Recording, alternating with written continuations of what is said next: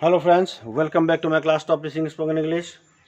बंधुसकल मैं आज आपनालोকক मोर क्लास टॉप टीचिंग स्पोकन इंग्लिशলৈ स्वागतम जनाइছোঁ আৰু মই আপোনালোকৰ কাৰণে মাত্ৰ ইয়াত 9টা বাক্য লৈ আহিছোঁ। যিকেইটা বাক্য নেকি আপোনালোকে আপোনালোকৰ পৰিয়ালবৰ্গৰ মানুহৰ লগত বা পৰিয়ালৰ লগত বন্ধুবৰ্গৰ লগত মানে লগৰীয়াৰ লগত আৰু সচৰাচৰ ইউজ কৰিব পাৰিব। আৰু যদি আপনার ইংরাজি শিকার ইচ্ছা আছে তেতিয়াহ'লে মোর class top teaching spoken English subscribe করক। যদি আপনি নতুন ভিউয়ার হয়ে থাকে মোর ক্লাসত তেতিয়াহ'লে বেল আইকন ক্লিক করে রাখক, যাতে মোর ভিডিও আপনালৈ মই আপলোড দিয়ার লগে লগে গৈ পাই যায়। আৰু মোৰ লগত আপোনালোকে ইংৰাজী শিকিব বুলি মই আশা ৰাখিলোঁ। মই দেৰি নকৰি আৰম্ভ কৰিব লৈছোঁ। আজিৰ এই সেন্টেন্স কেইটাৰ মূল এটা ফ্ৰেজ হ'ল যে বাউণ্ড টু। বাউণ্ড টু মানে যি মানুহে কথাতেই কয় এইটো হ'বই বাউণ্ড, একো নজনা মানুহেও বাউণ্ড কথাটো বুজি পায়, মানে এইটো হ'বই, মানে হ'বলগীয়া হ'বই। আৰু মই কৈছোঁ নহয় বাউণ্ড এইটো হ'বই। ঠিক তেনেকুৱা ধৰণৰ কিছুমান কথা আমি ইয়াত লিপিবদ্ধ কৰিছোঁ। যিখিনি বাক্য নেকি আপোনালোকৰ কাৰণে ৰেডি কৰি ৰাখিছোঁ সেইকেইটা এয়াতো এদিন হ'বলগীয়া আছিল। কিবা এটা হৈ যোৱাৰ পিছত কোনোবা এজনে কয় এয়াতো এদিন হ'বলগীয়া আছিল। It was bound to happen one day. It ৱাজ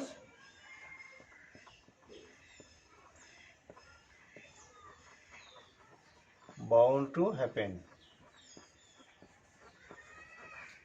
Bound to happen one day. It was bound to happen one day. One day to eketa same word, a single word. It was bound to happen one day. ইয়াতো এদিন হ'বলগীয়া আছিল, তাৰতো এদিন মৰিবলগীয়া আছিল। মানে কিবা অনিয়মত চলা কিছুমান মানুহৰ কাৰণে এইটো এদিন মৰিব, ফটককে ভাল বিপদ এটাত পৰি মৰিব। কিছুমান মানুহে এনে কৈ থাকে আৰু বাই চান্স কৰিব মানুহৰ কাৰণে। আৰু যদি তেতিয়া খবৰ এটা পোৱা যায় যে সি তাৰ এক্সিডেণ্ট হৈ বা কেনেকৈ হ'ল এইটো মৰিল, তেতিয়াই মানুহ ক'ব তাৰতো এদিন মৰিবলগীয়া আছিল। মানে এইটো বাউণ্ড আছিলে, মানে একেবাৰে ধৰা বন্ধা আছিলে, ফিক্স আছিলে। তাৰতো এদিন মৰিবলগীয়া আছিল, এইটো এনেকৈ ক'বলগীয়া he was bound to die one day. He was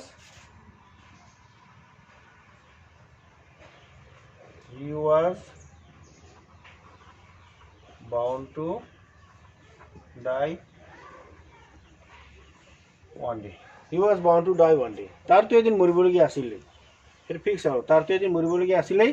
He was bound to die one day. He was bound to die one day. He was bound to die one day. He was bound to die one day এনেকৈ ক'ব লাগে। এয়াতো এদিন চাবলগীয়া আছিল, মানে এনেকুৱাতো এদিন মোৰ চাবলগীয়া আছিল। বুঢ়া মানুহে হয়তো কেতিয়াবা কিবা ঘৰৰ কিবা আপদ বিপদ দেখিলে হয়তো কয় যে মোৰ এনেকুৱা এদিন চাবলগীয়া আছিল, মানে মোৰ এইটো দেখিব লাগিব, চাব লাগিব, মোৰ কিবা ভুল হোৱাৰ কাৰণে এনেকুৱা হৈ গ'ল, এয়াতো এদিন মোৰ চাবলগীয়া আছিলে। It was bound to see one day. It was bound to see one day.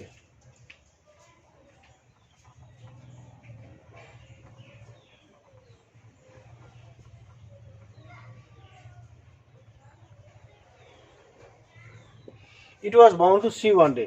It was bound to see one day. এয়াতো এদিন হ'বলগীয়া আছিল। ইংৰাজী এদিন শিকিবই লাগিব। ইংৰাজী এদিন শিকিবই লাগিব। English is bound two learn one day. English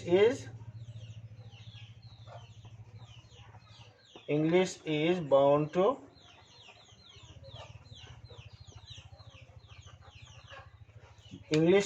to learn one day. English is bound to learn one day. ইংৰাজীটো এদিন শিকিবই লাগিব, মানে ইংৰাজী এদিন শিকিবই লাগিব। It is bound to learn. English is bound to learn one day. এইটো কোৱা মোৰ ঠিক হোৱা নাই।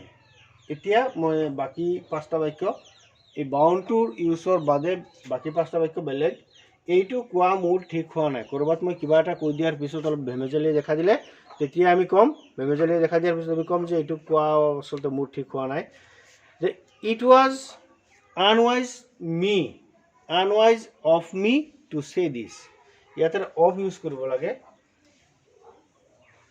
It was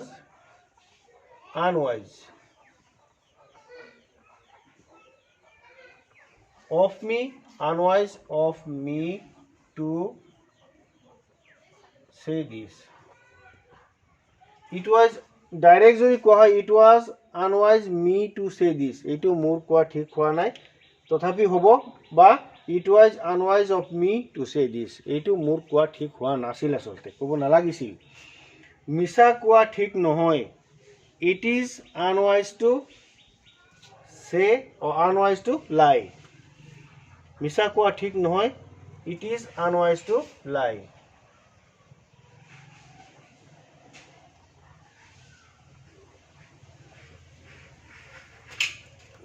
It is unwise to lie. It is unwise to lie. মিছা কোৱা ঠিক নহয়. গতিকে তুমি চিঞৰাটো ঠিক হোৱা নাই. তুমি চিঞৰাটো ঠিক হোৱা নাই. এইটো আমি ইংলিছত ক'বলৈ যাওঁ তেনেকৈ ক'ম যে it was unwise you to shout. It was unwise of ক'লেও হ'ব নক'লেও হ'ব. It was unwise of you to shout. It was unwise of you to shout. It was unwise of you to shout. আমি ইংলিছত এই কথাখিনি বহুত খেলিমেলি কথা একেলগে আমি ক'বৰ কাৰণে যদি প্ৰেক্টিছ কৰোঁ বাৰে বাৰে 2-3 বাৰ মান কওঁ তেতিয়া আমাৰ কোৱাটো ফ্লুৱেণ্ট হ'ব মানে স্পীড হ'ব ঠিক হ'ব হলহলীয়া হ'ব. It was unwise of you to shout. তুমি চিঞৰাটো ঠিক হোৱা নাই. তুমি তেনেকৈ ভবা ঠিক হোৱা নাই. তুমি তেনেকৈ ভবা ঠিক হোৱা নাই. It was unwise of you to think so.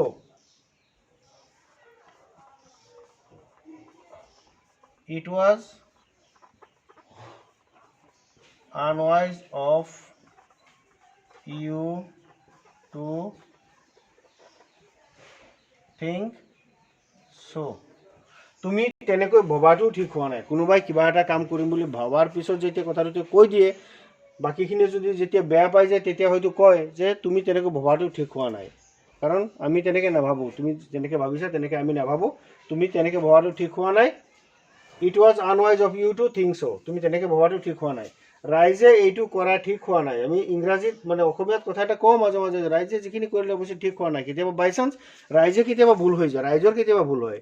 By chance কিবা এক্সিডেণ্ট এটা হৈ যোৱাৰ পিছত যেতিয়া ৰাইজে ধৰি ড্ৰাইভাৰটোক খুব মাৰপিট কৰে সেইটো এটা ক'বলৈ গ'লে ৰাইজৰ ভুল হয়. কিন্তু ৰাইজে এইটো চেণ্টিমেণ্টেলি কৰে আৱেগিক হৈ কৰে.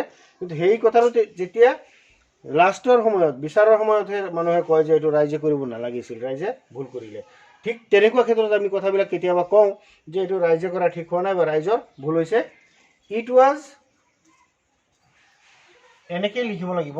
It was unwise of public হয়তো people. It was unwise of the people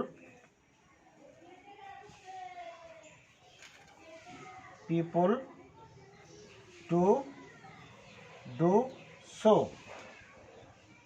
পাব্লিকে এনেকুৱা মানে ৰাইজে এনেকৈ এইটো কৰা বা ডু ইট লিখিলেও হ'ব. ডু ইট চ' মানে এইটো কোৱা হৈছে বা এনেকৈ কৰা ঠিক হোৱা নাই. পাব্লিকে এইটো কৰা ঠিক হোৱা নাই. It was unwise of the people to do so'. পাব্লিকে এনেকৈ কৰাটো বা এনেকুৱা কৰাটো ঠিক হোৱা নাই. So friends, I hope this video was mostly helpful for you. If you practice this sentence in your daily life conversation with your friends, colleagues and partners, you can speak in English fluently. So friends, thank you for watching this video.